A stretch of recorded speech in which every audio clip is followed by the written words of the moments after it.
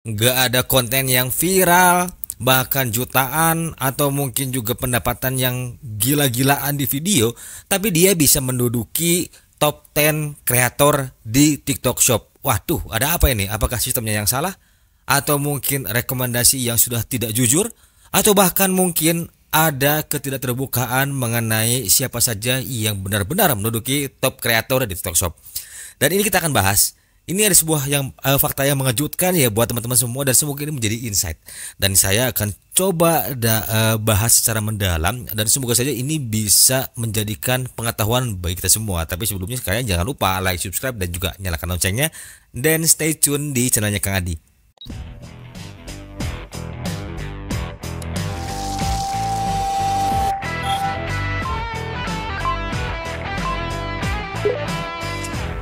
Now you're on Kang Adi channel. Let's jadi on dan pastikan tonton konten ini sampai habis.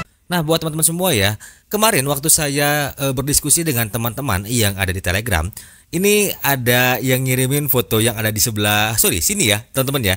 Lihat aja, ini ada yang di posisi nomor 10 namanya Kia Store ya, teman-teman ya. Nah, untuk Kia Store ini dia sangat mengejutkan sekali ya. Kita langsung aja buka kayak gimana sih Kia Store ini kok bisa banget menduduki posisi nomor 10 bahkan di posting di platform TikTok Shop ini. Langsung aja cekidot di sini. Nah, saya masuk dulu ke affiliate center ya, teman-teman ya. Seperti biasa saya langsung cari nama Kia Store. Nah, ini Kia Store Real ya, teman-teman ya. Lihat aja. Bintangnya 7.0, luar biasa sekali ya untuk dapetin poin 7 ini tuh agak lumayan berdarah-darah ya teman-teman ya. Kita langsung analisa aja. Sebelum kita bahas yang lain, kita akan bahas dulu mengenai kenapa dia benar-benar bisa duduk di peringkat nomor 10 ya teman-teman ya. Untuk followernya lihat di 2600-an. Dan kemudian tidak ada video yang viral sama sekali. Apa sih kok bisa begini ya teman-teman ya? Ini tuh sangat aneh sekali. Apakah tidak ada transparansi dari TikTok Shop? Bukan. Di mana sih masalahnya? Nah, di sini teman-teman ya. Kalau kita lihat di sini datanya, ini ada di posisi ini GPM-nya, gross per mile-nya atau pendapatan dia. Ini dalam satuan ribu ya, teman-teman ya. Nih kita lihat di sini ya. Nah, ini per 1000 tayangan. Jadi, ini pendapatannya kalau dirupiahkan tuh sekitar 34 juta atau mungkin sampai 51 juta per sekali live streaming ya, teman-teman ya. Dengan 15 video live, bayangkan.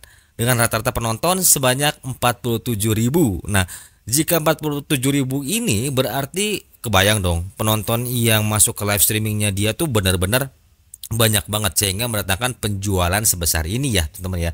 Nah, kenapa kok bisa seperti ini ya teman-teman ya? Tapi sebelum kita bahas kita akan coba masuk lagi ke bagian yang lain ya supaya teman-teman tuh bisa mendapatkan insight. Jadi saya akan bahas kenapa dia bisa seperti ini dan kemudian ini tuh akan ada sebuah gambaran buat teman-teman. Jadi nantinya ini akan menjadi sebuah penjurusan nih kalau kuliah ya. Mau ngambil jurusan apa nih ya? Jurusan live streaming atau jurusan konten kreator. Langsung aja kita lihat lagi di sini masuk lagi ya ke temukan konten kreator ya, teman-teman ya. Kita masuk misalnya cari Kohchun. Nah, ini ya, teman-teman lihat. Ini bintangnya di 8.0 ya atau 8.0. Kita lihat ada video yang viral nggak? Dan kalian tahu sendiri ya, Kohchun ini adalah seorang kreator afiliator gadget ya, teman-teman ya. Dan di sini teman-teman semua lihat. Untuk video yang trendingnya lihat ada 23 juta. Ini akan berbanding lurus dengan followernya karena follower Kohchun itu kan sudah cukup banyak ya, 1,6 juta. Cuman karena personal brandingnya terbangun dengan baik, jadi video-videonya cukup bagus ya. Ini viewsnya di 23 juta, 1 juta, 4 juta ya, 334.000, 4 juta ya, teman-teman ya. Nah, untuk pendapatan live streamingnya lihat di 9,5 juta per live streaming ya selama satu hari dia live streaming sebanyak 2 kali. Jadi jumlahnya 66 ya, 2 sampai 3 kali. Nah, untuk GPM videonya kecil ya, teman-teman ya. Enggak sampai ratusan ribu. Ini tuh kurang lebih kalau dirupiahkan itu sekitar 540 ribuan ya, teman-teman ya. Nah, ini GPM-nya lihat besar sekali. Nah, kenapa sih kok bisa dapat omset sebesar ini? Nah, ini kan kita bahas ya, teman-teman ya. Jadi, ini Kohchun yang tadi adalah Kia Store. Perbandingan antara top kreator besar yang sudah punya nama dan follower yang jutaan dengan Kia Store tadi. Nah, lalu di mana nih Kang? Apa namanya yang bisa kita ambil hikmahnya ketika kita melihat dua akun tadi, yang satu Kohchun seorang kreator besar, yang kedua Kia Store ya, Kia Store Real yang memang notabene followernya jauh, sangat-sangat jauh dari Kohcun. Tetapi dari kedua akun ini, mereka berdua itu bukan orang yang viral di video ya teman-teman ya. Jadi strateginya adalah ketika kalian masuk ke TikTok, ini TikToknya apa ya? Saya bilang platform yang cukup unik. Karena kita punya dua jurusan ya, ada jurusan video dan jurusan live streaming. Nah, bagi mereka-mereka yang mengadakan live streamingnya berjam-jam, berhari-hari, itu memang trafficnya cukup bagus. Lalu berapa lama Kang kita bisa dapetin traffic yang cukup bagus seperti mereka? Nah, kalau kita analisa teman-teman ya, berapa banyak orang yang akan masuk ke dalam live streaming kita, itu bergantung dari konsistensi kalian. Tapi bagaimana sih Kang cara ngecek misalnya nih banyaknya live streaming atau faktor teknis apa aja yang bisa dianalisa ketika kita mau live streaming? Langsung aja cekidot di sini. Nah, buat teman-teman ya yang misalnya live streamingnya pakai TikTok Live Studio, ini kalian bisa ngecek semuanya dari sini ya teman-teman ya.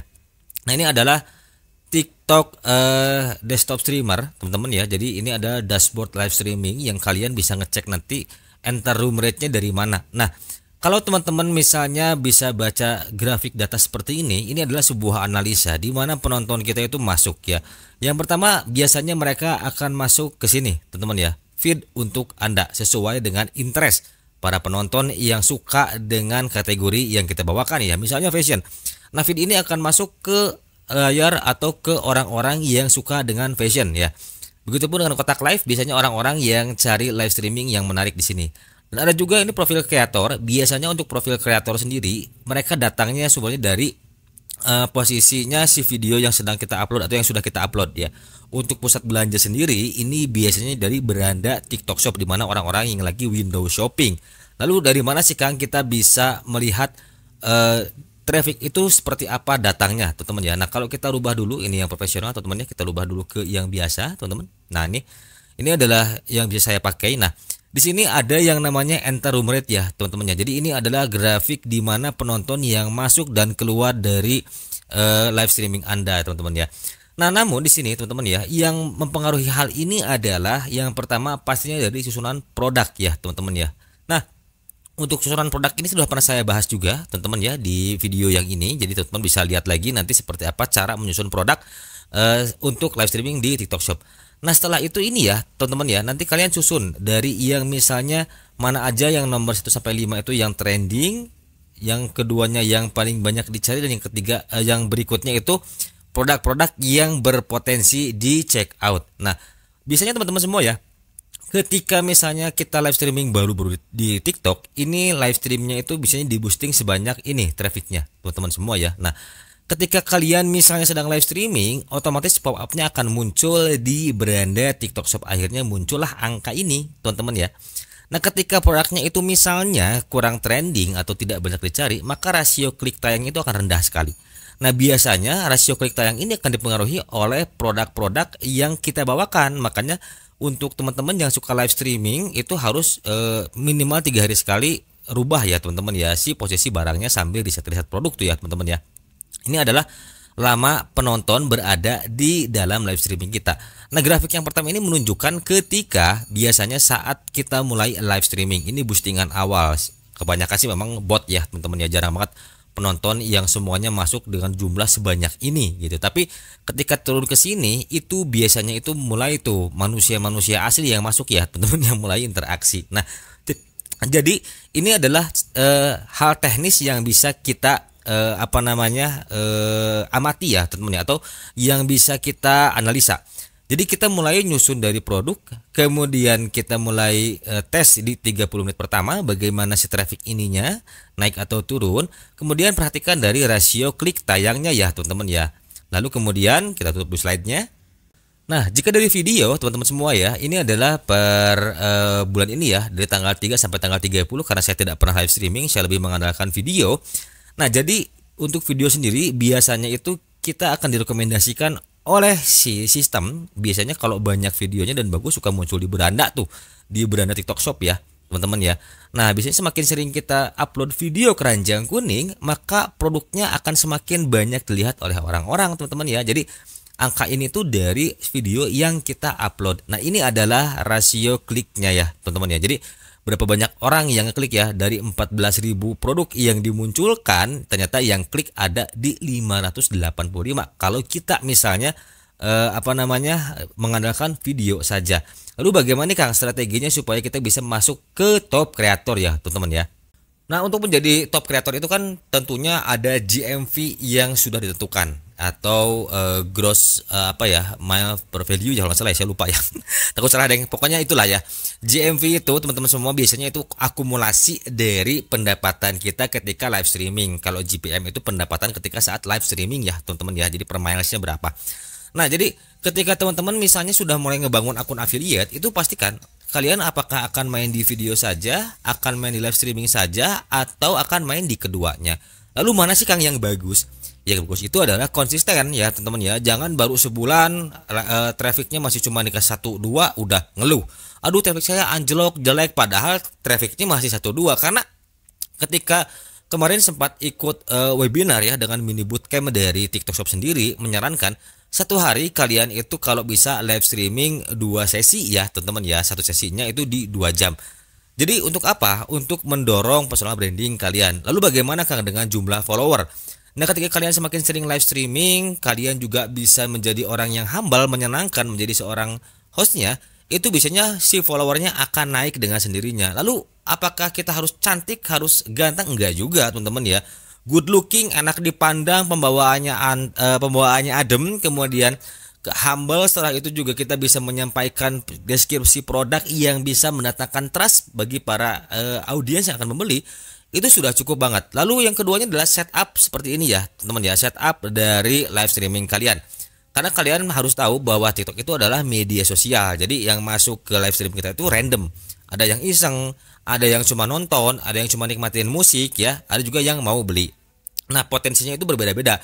Tapi kalau saya amati setelah saya live streaming dari tahun kemarin ya, di bulan Juli hingga saat ini, itu hampir 60% orang-orang yang ikut nongkrong di live streaming kita. Tapi nggak ada masalah, yang penting engagementnya bagus. Semakin bagus engagement, semakin banyak transaksi yang dihasilkan, itu kalian bisa direkomendasikan oleh TikTok ya teman-teman ya. Jadi rekomendasi traffic itu bukan dari sekedar follower saja, tetapi itu datangnya dari posisi barang yang kita jual itu mendatangkan sebuah konversi atau penjualan ya teman-teman. Jadi kalau yang masih ngeluh-ngeluh tuh, aduh traffic gua anjlok, gimana caranya pokoknya narik traffic dari luar ke dalam, sudah saya bahas di belakang-belakang ya teman-teman ya.